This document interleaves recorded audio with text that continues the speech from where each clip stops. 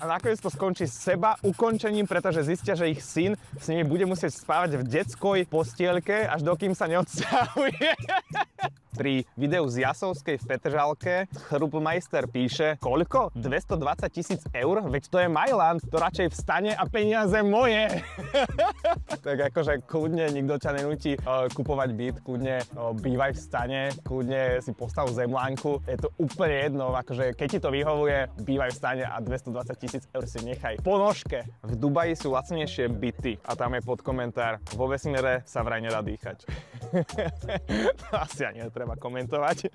Píše Paula, 1100 plus energie. No tak teraz som už videla všetko. Za túto cenu mám zaplatené 2 mesiace v trojizbovom byte a už aj s energiami. Tak ale toto je Bratislava a okolie, Paula. Toto nie je nejaký Bardejov alebo Vranov nad Toplou. Čiže tam možno áno, ale tuto tie ceny sú niekde inde. Jak ľudia musia byť, že to kúpia, jak Bože príď sem a pomôž týmto zblúdilým dušám, odpusti im, nevidia čo činia, hovoria si ako dobre kúpili a tešia sa, ale je to všetko len klamstvo, očividná manipulácia, ktorá im priniesie len trápenie, skazu a nakoniec to skončí seba ukončením, pretože zistia, že ich syn s nimi bude musieť spávať v detskoj postielke, až dokým sa neodsťahuje. Simon Majster akože vypočil poriadny komentár.